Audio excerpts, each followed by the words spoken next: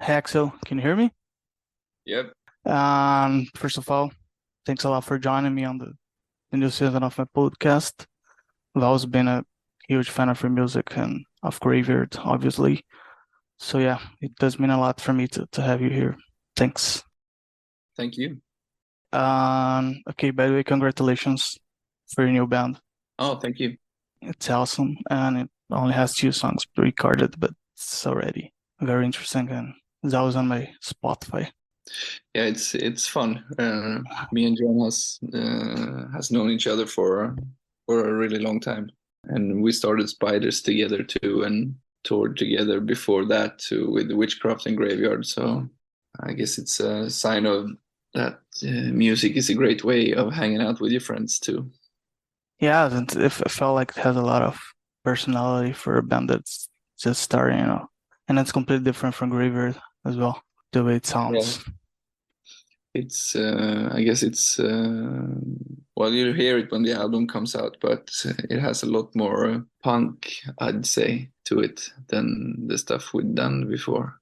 Cool. Is that like a date for new musics to come out or still recording it? Yeah, it was supposed to be out on a label, but then I guess they, as everyone else, was struck by inflation and people having less money to buy albums for, so we had to choose sort of to either postpone it until the, I don't know, fall or something, or release it ourselves. So it's right now it's in the pressing plant and it'll be self-released sometime, hopefully late May. Oh, right. That's soon actually. Yeah, Interest. it's been done since early September or something. So we've waited a bit and then we waited for this label, but then, you never know what life will serve you. But now we're doing it this way and it feels good too. It's sweet to do things DIY. Yeah, and a word after COVID, it's just weird. Some things are not working the way it used to be before, and things are still getting back. Seems Yeah, like the world is slowly becoming what it was before, but some things will never come back, I yeah, guess. yeah. It was actually the first show we did with the population was on the day that they released restrictions here in Sweden. There's a live video of that on YouTube. We put up a show like outside our practice space on the street, and a lot of like friends and people that was longing for live music came out. We played an outdoor set. Yes, I do remember the first concert I went after COVID. That felt really good. Nice. Okay, let's start. I like to my interviews to not be attached to a specific moment in time. So I always try to kind of structure a timeline on them. Hmm. I wanted to tell me a bit about your first contacts with music back when you were younger. If you had any family influences and the first instrument to learn how to play, and what drove you into drumming. Well, I have like vivid memories. My dad used to sing in a choir when me and my brother were kids, and I have memories of going to listen to them. And they sang a lot of like songs from like freedom movements around the world, like from Namibia and Vietnamese songs and that type of songs, and also Victor Jara and other like big South American freedom music or whatever you want to. Yes. I have strong memories of that, but besides for that, there was no one really that were in that much into music in my family.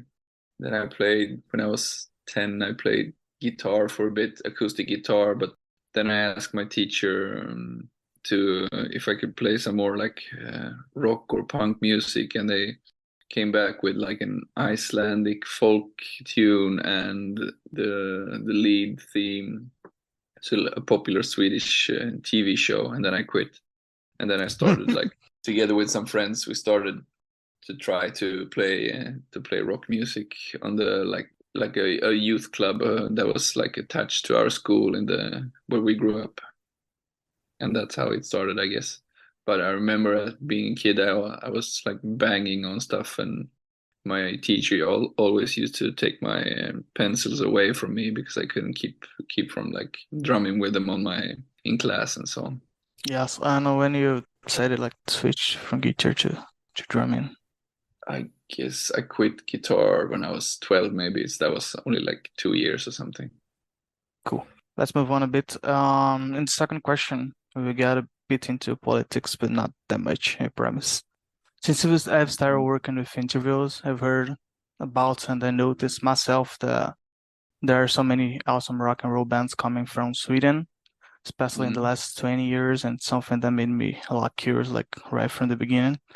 Later on, I got to know some people from Sweden or that live in Sweden and I studied myself about the country and found out about the social democracy that endures in the country since the 30s, the strong infrastructure that you guys have, and also about how the government promotes music, making easier access to music classes, instruments, studios, venues to play. I want to hear a bit from you about how this whole context works and how Sweden promotes music. Oh, well, this we could talk for hours about this, but Yes.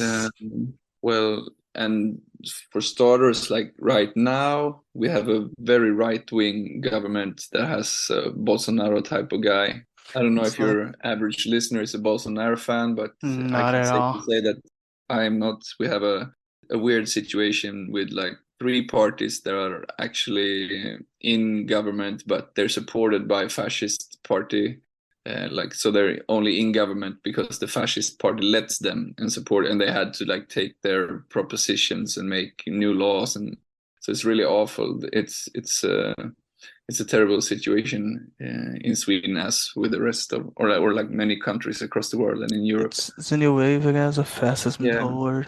so it's sad and dark times, I'd say, but going back history wise, yeah, a lot of it has to do with well, as you said, the social democrats, or like the workers movement, you could say, were a lot about educating the workers and made sure that there was an infrastructure for educating yourself if you were a worker. And one way to educate yourself and to have a good life quality was to engage in culture.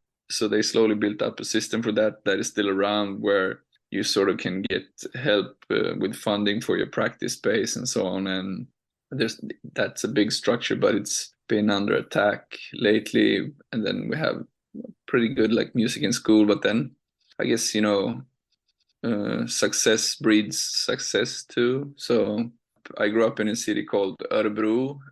In Örebro, there was the record label, or they moved there, called Burning Heart, that had bands like Refused, The Hives, and Millencolin when they were starting out. Like Millencolin used to play like when I was 13 at my youth club before they made it big. So, and then you can see them take off into the world, Awesome. and that makes a lot of difference. I think if you can see someone like that's not far away from you do something and succeed with it, it lowers the threshold for your own like conception of what you're able to do and not.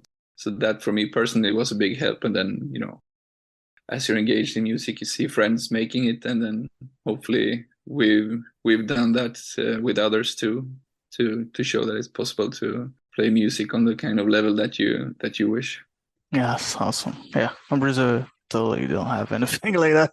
Things are pretty Okay. tough to record an album here is pretty expensive. So you're Produce totally on everything. your own. There's no like public grants or anything. We do have like CDs and everything, but things are very expensive. So I would say like if a European or an American band would put out like one album per year, some band from Latin America would do it in 5 years, something like Okay. this. That's what I get when I with the bands I follow from South America and Mm. Europe and America. They put out way more albums because they have more structure to do that. Mm. Yeah. That's actually right now my day job is to work with kids to help them to enable their like own capabilities of like arranging cultural events, and also to like further their own like cultural skills. So I have like a grant and kids write to me like, hey, I want to put up a show with this band in my town, and I've got this guy to he let me use this room for free so we can be there. and then this guy will help DJ, and I don't know, the local council will give me this amount, and can I get this amount from you, and then I can, you know, make sure they have a proper budget and everything, and I can grant them some money to do that, and hopefully they'll learn to be like how to set up shows, and you know, how to get on with your band, or whatever you choose to work with, like culturally. You learn like from the very young how to do stuff. Yeah, All right. Can we talk a bit about Graveyard? sure. All right. Uh, my first contact with Graveyard was around like 2011. For a friend Yeah, of mine that was very into digging like new bands and new music. And I remember she sent me a music video from the song "He's Singing Blues," and that yeah. caught a lot my attention. A couple of days after that, I downloaded like the full album and put that on my cell phone. It was before Spotify or any app music Yeah. or so, and I probably did it in a illegal way. Sorry for that. No And worries. Citizens of One had like a very small storage limit to listen to the same albums every day, so it made me memorize most of the songs from that specific album, Okay. and start following the band's stem. And yeah, I want to hear a bit about the how the band was founded and a bit about the writing process of Hizinga Blues, of course. Well, this is now quite some time ago, but You're getting uh, old. well, I mean, me and Joachim and Rickard, we were in a band before Graveyard together. We were all from the same town to Örebro, where John Hoyles, well, he's from London and Örebro, you could say. And Magnus and like all the witchcraft guys, they're also from Örebro. But a bunch of us moved to Gothenburg on the west coast of Sweden. So we had a band before Graveyard, which I don't know. We spent a lot of time in the practice space, but we weren't too ambitious, to put it mildly. Then we quit that band, or like we canceled that band, and well, we got this new band together, and with a much stronger ambition. And then we asked Truls, who now plays bass in Graveyard, to be on guitar, and he joined. And then it sort of went pretty fast after that. We got a deal with a Swedish label, Transubstans, and over MySpace, because this was in the MySpace days with TP Records. And then we started touring like internationally pretty fast, and recorded the first album fast. And yeah, but what was it more you wanted to, I forgot about. That was sort of how the band was founded, but Yes, I wanna hear a bit about the Hizinga Blues phase, like.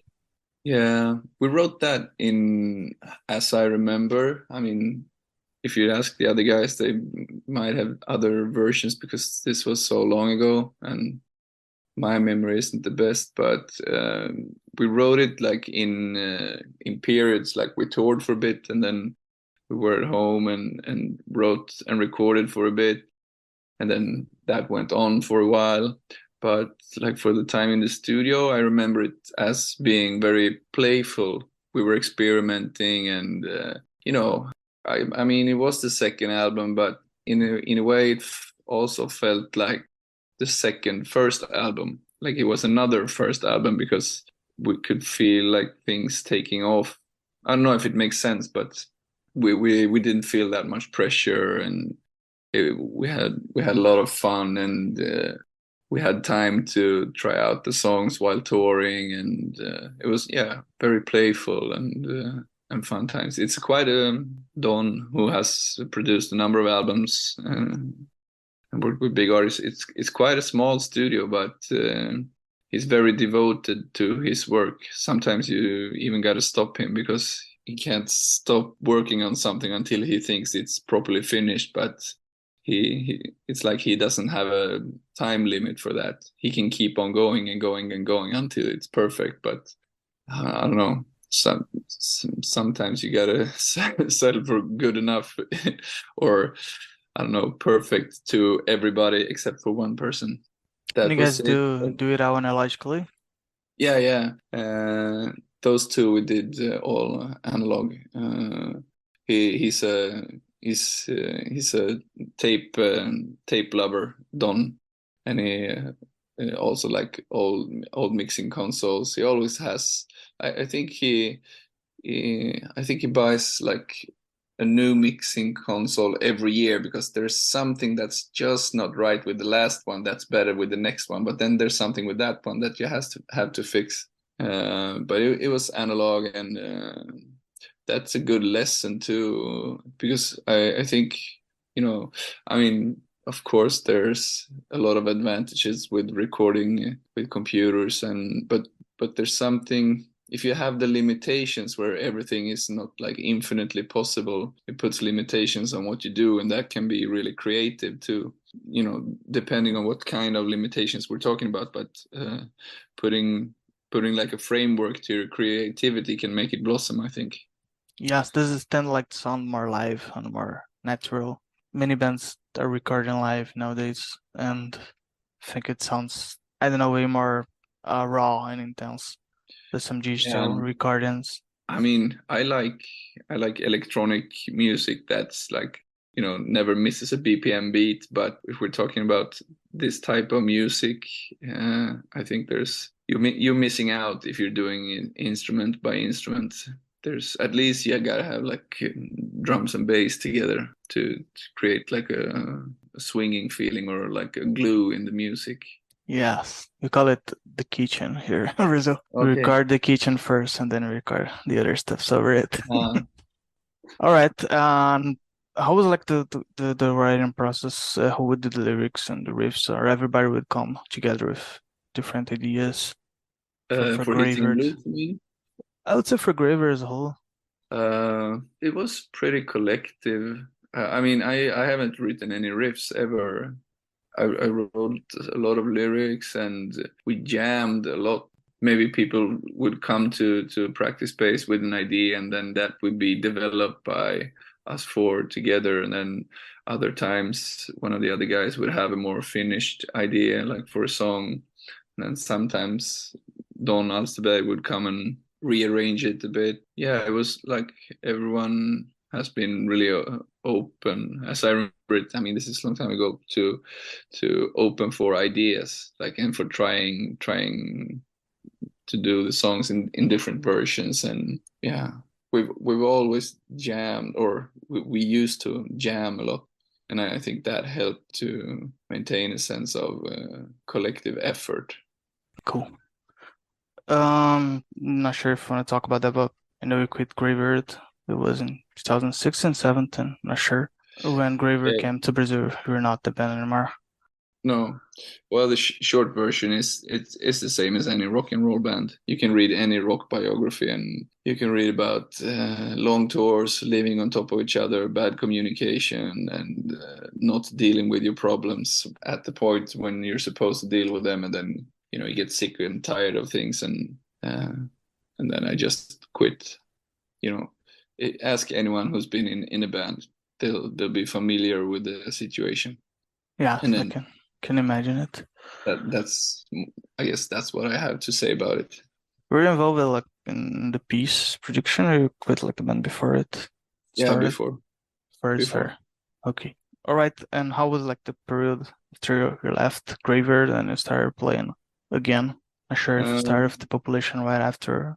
I was weird, of course, quitting something that you've been doing for so long, and when you feel when you've been in a band, and that you started and like saw made it, like worked to make it to reach that position that you had, and then see it go on without you can be a weird feeling. But that's how it goes. It's like a car. If you change the rear view mirror, is it still the same car? If you change the tires, is it still the same car? If you change the seats, the steering wheel, the engine, when is a band a new band, and when is it the same band, or is it like with a lot of rock bands, Mark One, Mark Two, Mark Three? So that was, of course, a bit weird, but also a lesson in how to be humble and see what's important around you. But after that, I did a kids album with a book to it, together with a friend of mine called Hanna Östergren. She plays drums in a band called Träden. That's like they're descendants of the famous Swedish psych band Träd, Gräs och Stenar. So we did a kids album, and then we did a radio show for music teachers that was about music. And then I had a band that was called Big Kiss for a while. That John was also in that. That was more, it's a bit garagey. You can find it on Spotify or anything. Big Kiss with Z's in the end. And then we canceled that band. Then me and John started talking. I guess they had downtime with Spiders, and I felt like playing drums again. And then we started that. So I guess that's what I've been doing. Yeah, oh yeah, and I also recorded like an experimental album that's called Gräns. It's like the Swedish word for like you could say it's border, but you know, or borderland, or like the sort of like area where something shifts from one thing to another. It's Yes. a pretty experimental album with a saxophone player and a bass player.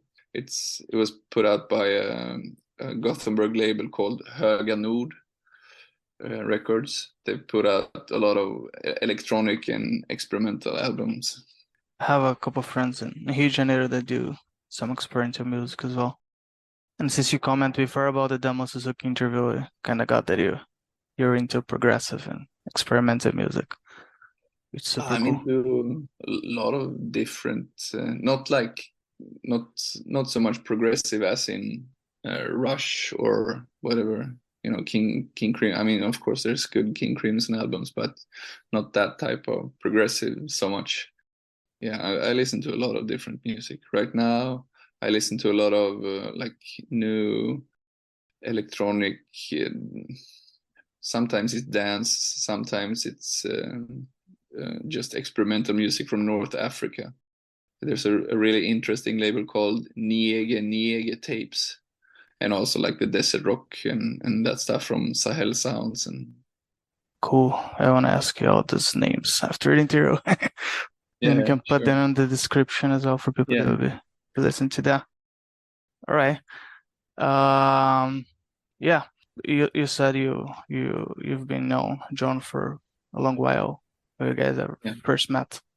I guess it was in Örebro back, but we weren't too. I mean, I knew who he was when we lived in Örebro, but we didn't like we weren't friends in that sense. It was more when we started touring with Witchcraft and Graveyard that we became friends. And then he moved. I mean, he lived in Gothenburg for a while too, but then he moved back to Örebro, and then he came back. So I guess like around, I don't know, 2005, six, maybe somewhere there.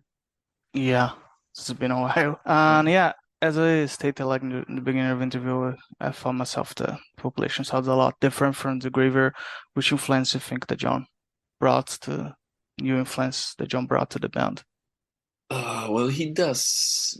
I mean, John sort of lives out in the countryside these days, so we have to be pretty efficient when we practice. So it's been like, I don't know, maybe 60% that he comes in with like maybe a song that's 80% finished, and sometimes I write lyrics, and sometimes he has like half finished lyrics that I had help him out with, and then sometimes he has like whole songs finished and whole lyrics finished.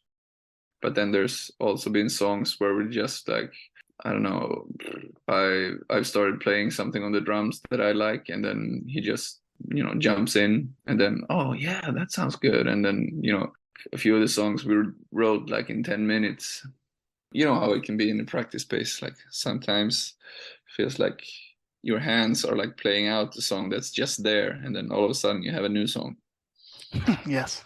I mean, he listens to a lot of I don't think he doesn't listen to as much like electronic stuff as I do. he listens to a lot of like classic rock and old punk and blues. I mean, and but he's more of a music connoisseur than I am. I'd say he likes to nerd down and like track one guitarist and know all the albums that he's done and so on and so on. I'd say John has a like one punk side, one more like maybe four sides: one punk side, a blues side, one heavy rock side, and a pub rock, like more English pub rock side. So that's probably his influences, and I think it's going to be obvious on the album. Cool. Yeah, does the new album already have a name? Yeah, it's time to dot dot dot. So it's we'll leave open to the listener what it's time to do. You got to complete the name. All right. All right. Thanks a lot for your time, Ian, and your kindness. That was awesome having you here, really. Thanks a lot, Oh, man. no worries, no worries. I hope you like the album, and I'll hope to see you in Brazil someday. Yeah, I'm looking forward for that, definitely. Cheers, man. I've been in Uruguay, or Uruguay, but not in Brazil. Or actually, I landed in Brazil, but on my way to Uruguay, but I haven't been in Brazil, so I'd like to We're see that too. we're on vacation. Yeah, my girlfriend's father is originally from Uruguay. Cool. That's kind of close, at least from where I'm here. I've been in south of Argentina already. Actually, I went through Uruguay to get to Buenos Aires, but I never actually stayed there and to visit any relevant city. Ah, But yeah, okay. they're very, very close culturally. Beautiful countries. Yes. Mm. Thanks a lot, Take man. it easy. See you. Bye bye. Bye bye.